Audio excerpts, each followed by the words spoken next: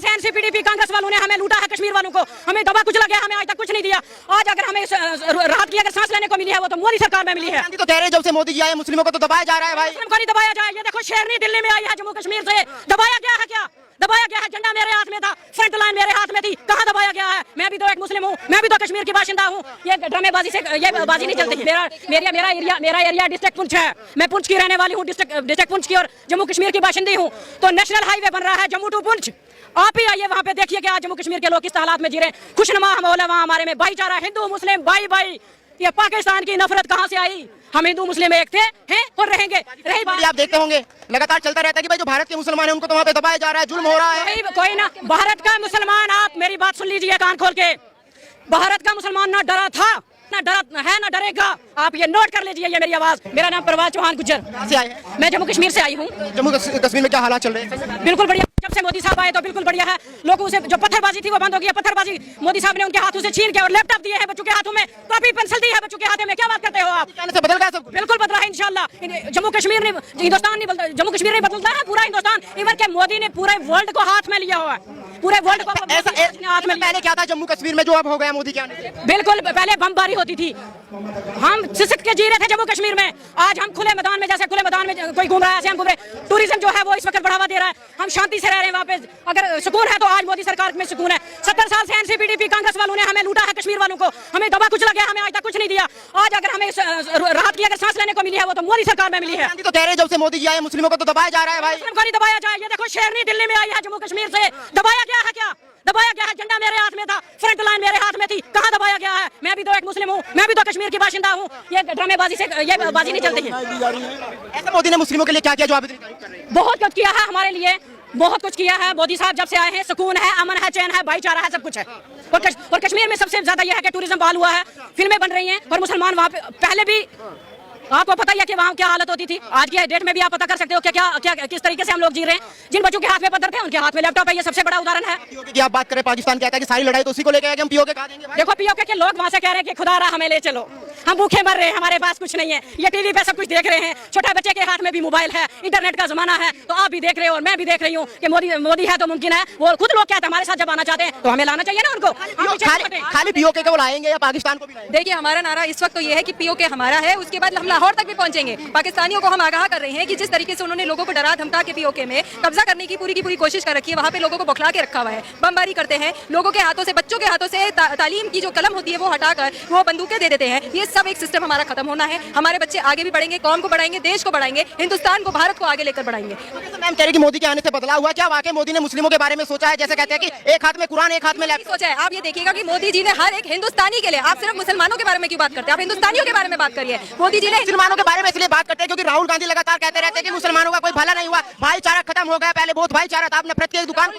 Unfortunately Rahul Gandhi सिर्फ पढ़े लिखे किताबों की तरफ से हैं। राहुल गांधी ने इस देश की मिट्टी से वो लगाव और वो जुड़ाव नहीं रखा है जो कि मोदी जी ने रखा है। यहाँ पे हर एक व्यक्ति, हर एक नागरिक एक सांस के साथ जीता है कि कल सूरज होएगा तो साथ में आगे और आगे प्रोग्रेस होगी, प्रगति होगी, आगे देश बढ़ेगा। मोदी जी ने पूरे देश को आगे लेकर बढ़ाया है। सिर्फ मुसलमान क्या चाहता है? पढ़ा लिखा मुसलमान चाहता है कि हमारे देश में चैन और अमन का माहौल बना रहे। पीओके जैसी जो जगहें हैं जहाँ पे पाकिस्तान ने कब्जा कर रखा है वो हट जाए और पूरा का पूरा देश खूब अच्छे से तरक्की करते हुए आगे बढ़े। तमाम नेता है जो मुस्लिमों का रहनुमा बनता है, कोई कहता है कि मुस्लिम तो हमें वोट देगा, जैसे उनकी बपोती मुसलमान बन गया। तो मुसलमान किस मुद्दे पे वोट देने जा रहे हैं इस बार? मुसलमान इस मुद्दे पे वोट देने जा रहा है, मोदी है तो मुमकिन है। जो 70 साल से हम खड्डों में और इतने खड्डे होते थे रोडों में, आज तो पूरे भारत में इतनी बड़ी बड़ी रोडें हैं। मेरा एरिया डिस्ट्रिक्ट पुंछ है, मैं पुंछ की रहने वाली हूँ, डिस्ट्रिक्ट पुंछ की और जम्मू कश्मीर की बाशिंदी हूँ। तो नेशनल हाईवे बन रहा है जम्मू टू पुंछ। आप ही आइए वहाँ पे देखिए कि आज जम्मू कश्मीर के लोग किस हालात में जी रहे हैं। खुशनुमा माहौल है वहाँ, हमारे में भाईचारा, हिंदू मुस्लिम भाई भाई। ये पाकिस्तान की नफरत कहाँ से आई? हम हिंदू मुस्लिम एक थे, हैं और रहेंगे। रही बात, आप देखते होंगे लगातार चलता रहता है कि भाई जो भारत के मुसलमान हैं उनको तो वहाँ पे दबाया जा रहा है, जुल्म हो रहा है। कोई ना, भारत का मुसलमान, आप मेरी बात सुन लीजिए कान खोल के। भारत का मुसलमान ना डरा था, ना डरा है, ना डरेगा। आप ये नोट कर लीजिए, ये मेरी आवाज। भारत का मुस्लिम जो है अपना हक छीन के लेना आता है, हमें अपना हक छीन के लेना आता है। और खास करके कश्मीरी मुसलमान को हक छीन के लेना आता है। हमने तो आज से मुहिम शुरू कर ली है, हमारी मुहिम आपसे शुरू है। आज अगर हम दिल्ली के लाल किला में शुरू करिए तो पूरी दुनिया भर में हम लोग आगे बढ़ेंगे। हम भारत के हर एक कोने में ऐसी तिरंगा यात्रा निकाल रहे हैं और वो तिरंगा यात्रा की जो आवाज है वो जाएगी लाहौर तक और पीओके हमारा होकर रहेगा। हमने जो जो मुहिम उठाई है वो सारी मुहिम हमने पूरी करी है, चाहे वो महिलाओं के लिए ट्रिपल तलाक का बिल था, चाहे वो 370 का बिल था, और आज आप देख लीजिए जो विमेन रिजर्वेशन बिल है जो इतने सालों से अटका रहा था वो भी मोदी जी ने ही आगे कराया। तो आपको संविधान के हिसाब से देखेगा, आप संसद में भी महिलाओं को आगे बढ़ते हुए देखेंगे। महिलाओं के नाम पे मकान भी हो गया, महिलाओं के नाम पे राशन कार्ड भी है और महिलाएं आगे बढ़ रही है, अपने बच्चों को भी पढ़ा रही है और इस देश को आगे बढ़ाई। क्या महिलाएं मोदी जी को वोट देंगी? क्यों नहीं देंगी? मोदी जी को ही तो वोट देंगी। जो आज तक जिनका नाम राशन कार्ड पे नहीं था उनका नाम आज के डेट पे है, तो क्यों नहीं महिलाएं? भारत की हर एक बहन उनके साथ है, हम सब उनके साथ खड़े हैं। वो तो कांग्रेस की सरकार जब बनी थी तो हमारे देश के टुकड़े कर दिए गए थे। क्या एक घर में 2 टुकड़े होते तो क्या वो बाद में एक नहीं होते हैं? तो पाकिस्तान हमारा है और हमारा ही रहेगा, हमारे भारत का एक अंग है वो। इस अंग को हम लोग अपने राष्ट्रीय मुस्लिम मंच के द्वारा उसको वापस लेके आएंगे और पाकिस्तान में लेके आएंगे, पाकिस्तान को भी लेके आएंगे, पूरा लेके आएंगे। जो हमारे भारत का हिस्सा हुआ है उस हिस्से को हम भारत में जोड़ेंगे और अपना अखंड भारत बनाएंगे। पहले आबादी 140 करोड़ हो चुकी है,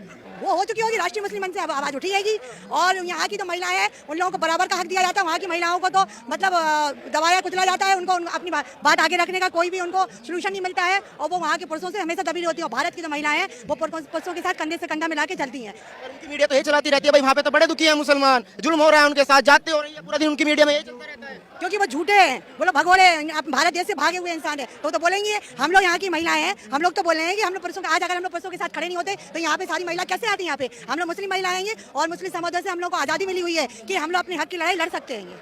तो इसलिए हम लोग अपना देश का जो अंग विभाजित हुआ है उसको हम लोग एक करेंगे और हम लोग अपने देश को अखंड भारत बनाएंगे, भारत बनाएंगे और पाकिस्तान छीन के लाएंगे। हमारे देश का हिस्सा था, कहीं से टपका नहीं था और ये हमारे कांग्रेसियों ने उसके टुकड़े करे थे और हम इसको हम लोग एक करेंगे।